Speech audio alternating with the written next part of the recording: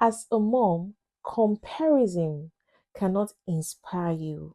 When you constantly compare yourself with the next person, when you constantly compare yourself with different standards, it does not inspire you. What it does is that it drains you as a mom. But comparison steals and takes away your joy. So are you that mom that constantly compare yourself? You constantly check up yourself if you're meeting up to standard with every other person or the standard the world has set. Now, if you find yourself in that position, you constantly be taking yourself or depriving yourself from joy. And the truth is that in our day and time, social media has amplified a lot of things. In fact, it has even amplified a lot of insecurity. Most moms feel insecure in themselves. Most of us are not even, we don't feel enough. We don't feel like we have everything we need in the season where we are. Most of us feel insecure. Most of us feel like we've not gotten to that point. You find yourself constantly comparing different things. Some people compare homes, some people compare clothes, some people compare different kind of things.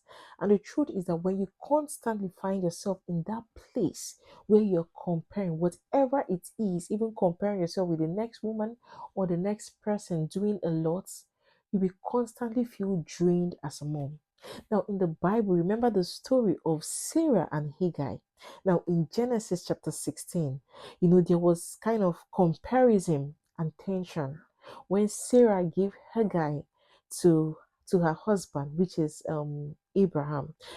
When Sarah realized that Hagar was, had conceived and all, she started having, she was uncomfortable in herself, and it brought about a kind of conflict between her and Hagar. So the truth is that when you find yourself as a mom constantly comparing, not being comfortable, being contented with that space, with what you have, you might just drain yourself, and you get to that point where you make decisions you'll not be proud of later on. So some of the things we can start to do as moms, not to find ourselves in that space where we are constantly comparing, is to limit those things that trigger you. What are those things that trigger you to compare? You know them because our triggers are different for every one of us. So you must identify those things that trigger you, then limit those triggers. If you need to limit the space, the people you listen to, probably your circle of friends make you to constantly compare, probably the places you go to, where you find yourself, if they constantly, or the people you talk to, or the people you listen to, if they make you to constantly compare yourself, you need to limit those things and those people because they are your triggers. Another thing you need to do as a mom is to focus on you, focus on yourself, focus on your journey, focus on becoming a better version of yourself, focus on stewarding all the gifts and everything that God has placed in your hands instead of comparing yourself with the next person. Then one other thing we can practice is gratitude. When you constantly practice gratitude, you get to that point where you're comfortable, you're content with what you have, where you work hard to achieve more. So if you want to stop comparison, you must learn to be grateful. You must learn to be grateful for every single thing you have. So as moms, we must learn to focus and stay on our lanes.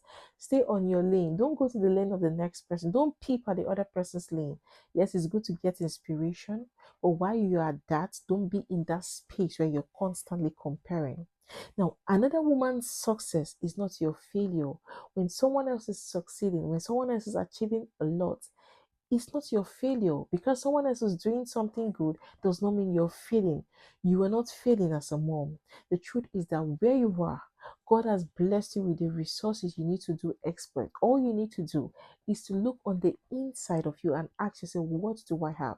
What do I have in my hands? Remember the Bible when God asked Moses, what do you have in your hands? So how are you using those gifts that God has placed in your hands? So today, we must learn to steward our gifts well. We must learn to steward our resources well. We must learn to be grateful for all that we have. And when we do that, we'll find out that we're going to stop comparing ourselves with the next person. So thank you for joining me today. My name is Choma Odikolo. Remember to like this video, share this video, please subscribe to our YouTube channel, The Confidence Mom Academy. We're also on Facebook and Instagram at The Confidence Mom Academy. Please join us, come listen to us, and we're going to walk you through that journey of of you realigning, you re-identifying your confidence as a mom and working in purpose. Thank you. To have a great day and